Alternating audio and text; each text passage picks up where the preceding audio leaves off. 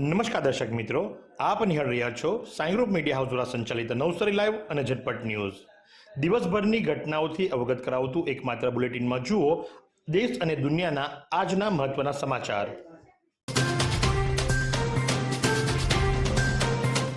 Navsari station ખાતે city બસનો વળાંક વાળતી વખતે બાજુમાં જે અત્યારે હાલમાં કામગીરી ચાલુ છે તેને લઈને જે ગ્રીન નેટ લગાવવામાં આવી હતી ત્યાં અકસ્માત સર્જાયો હતો કે તેની સાથે બસ અથડાઈ હતી અને જેથી ટ્રાફિક જામના દ્રશ્યો પણ સર્જાયા હતા. નવસારી સ્ટેશન ખાતેના દ્રશ્યો છે જેમાં સિટી બસ જે અત્યારે હાલમાં સિટી બસ સ્ટેશન બની રહ્યું છે તેને લઈને ફરતે કોર્ડન કરવામાં આવ્યું છે અને ત્યાં ગ્રીન નેટ લગાવીને પતરા લગાવવામાં આવે છે. ત્યારે આજે બસ સિટી બસ ત્યાં ટર્ન મારવા ગઈ હતી અને તે દરમિયાન આ રીતે બસ પતરામાં અથડાઈ હતી અને જેના કારણે પતરાને પણ નુકસાન થવા પામ્યું હતું.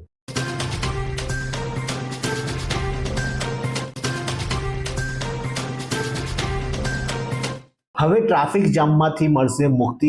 હાઈવે પર જે નેશનલ હાઈવે પર ટ્રાફિક જામ થતા હતા તેમાંથી હવે મુક્તિ મળશે, કારણ કે એક્સપ્રેસ હાઈવે શરૂ થઈ ગયો છે.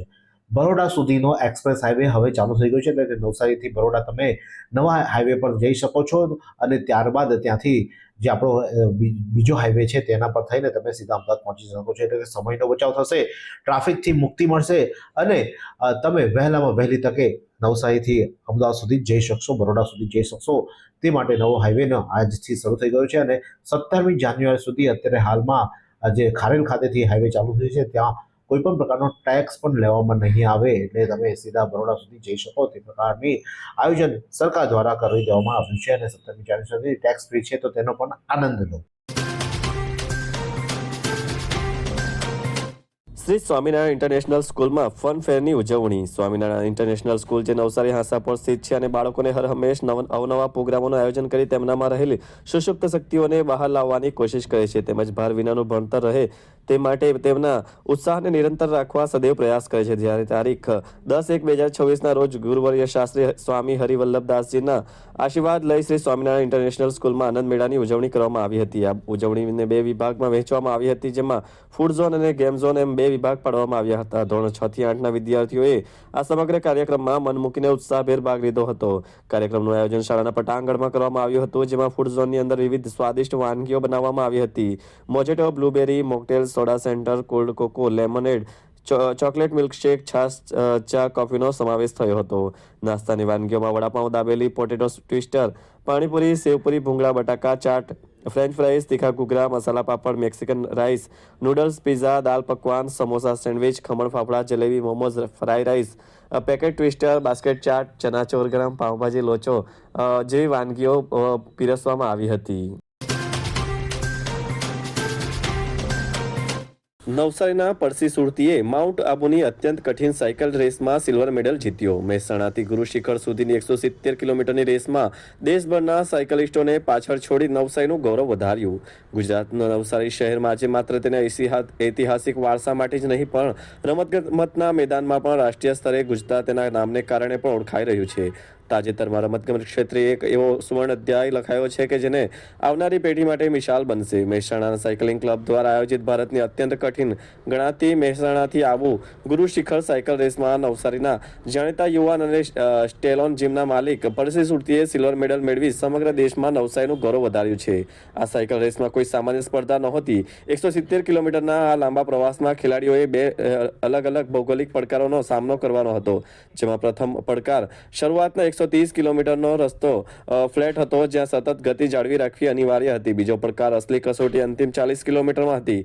માઉન્ટ આબુના વાંકા ચૂકા અને ઊંચા પહાડી રસ્તાઓ પર સાયકલ ચલાવવી એ અત્યંત કઠિન હતું. અરવલ્લીની પર્વતમાળાના સર્વોચ્ચ શિખર ગુરુ શિખર પર જ્યારે રેસ પૂર્ણ થઈ ત્યારે પરસી સુરતીએ ભારતભરના નામી સાયકલિસ્ટો વચ્ચે દ્વિતીય સ્થાન પ્રાપ્ત કર્યું હતું. શું તમે શરીરના સાંધાના દુખાવાથી પીડાઈ રહ્યા છો કે પછી તમે કોઈ સ્પોર્ટ્સ ઇન્જરીથી પીડાઈ રહ્યા છો? લકવાની બીમારી બાદની પીડા સહન કરી રહ્યા છો? શું તમને સ્પાઇનલ પ્રોબ્લેમ છે?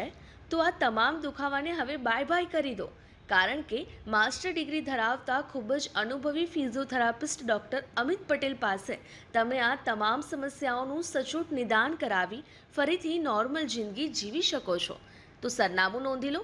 Comprehensive care centre, DD street, library પાસે, અનુરાગ સારીઝની લાઇનમાં, નવસારી. અટલ બિહારી વાજપેયી ઉદ્યાન જોખમનો ખેલ બની ગયું છે. કોઈ પણ બાળક મળશે પછી જાગશે તંત્ર. પારસી ગાર્ડન રમવાનું ઉદ્યાન કે બાળકો માટે જીવલેણ ઉદ્યાન. ફૂલ જેવા બાળકો જીવના જોખમે રમે છે જંગ લાગેલા ઝૂલામાં અને તૂટી ગયેલા સાધનોમાં. બેદરકારીની કિંમત કોણ ચૂકવશે, બાળક કે તંત્ર?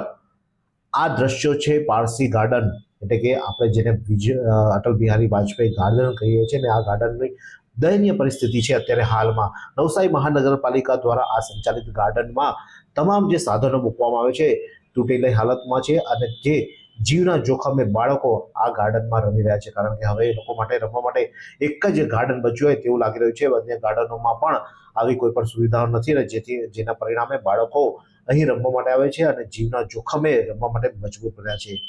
બેદરકારીની કિંમત કોણ ચૂકવશે, બાળક કે તંત્ર? એ પ્રશ્ન ઉઠી રહ્યો છે. મહાલક્ષ્મી મહિલા મંડળ દ્વારા પ્રજાપતિવાડીમાં ફનફેર આનંદ મેળાનું સફળતાપૂર્વક આયોજન કરાયું. નવસારીમાં પ્રજાપતિવાડી દુધિયા તળાવ ખાતે શ્રી મહાલક્ષ્મી મહિલા મંડળના પ્રમુખ કૌશિકા અરવિંદ મિસ્ત્રીના માર્ગદર્શનમાં ભવ્ય ફનફેર આનંદ મેળાનું આયોજન કરવામાં આવ્યું હતું. જ્ઞાતિના અને અન્ય જ્ઞાતિઓની મહિલાઓએ વિવિધ વાનગીના 20 જેટલા સ્ટોલ મૂક્યા હતા, જેમાં panipuri, pav bhaji, sandwich, cold cocoa, coffee, bhel, dahipuri જેવી અવનવી વાનગીઓનો સ્વાદ લીધો હતો. શ્રી મહાલક્ષ્મી મહિલા મંડળ તરફથી દર વર્ષે આ ફનફેરનું આયોજન કરવામાં આવે છે. આજના ફનફેર આનંદ મેળાના પ્રસંગે તે પ્રજાપતિ જ્ઞાતિના આગેવાનો દિનેશભાઈ મિસ્ત્રી, અરવિંદભાઈ મિસ્ત્રી, શૈલેષભાઈ મિસ્ત્રી, હેમંતભાઈ મિસ્ત્રી તેમજ રંગોળી આર્ટિસ્ટ કલાકાર અશોકભાઈ લાડ અને અન્ય આગેવાનો ઉપસ્થિત રહ્યા હતા. વાત કરીએ આજના હવામાનની, તો આજનું મહત્તમ તાપમાન 28°C જ્યારે લઘુત્તમ તાપમાન 15°C રહ્યું હતું. હવામાં ભેજનું પ્રમાણ સવારે 90% તો સાંજે 42% રહ્યું હતું. હવાની ગતિ 5.0 કિલોમીટર પ્રતિ કલાકની ઝડપે ઉત્તર તરફ રહી હતી.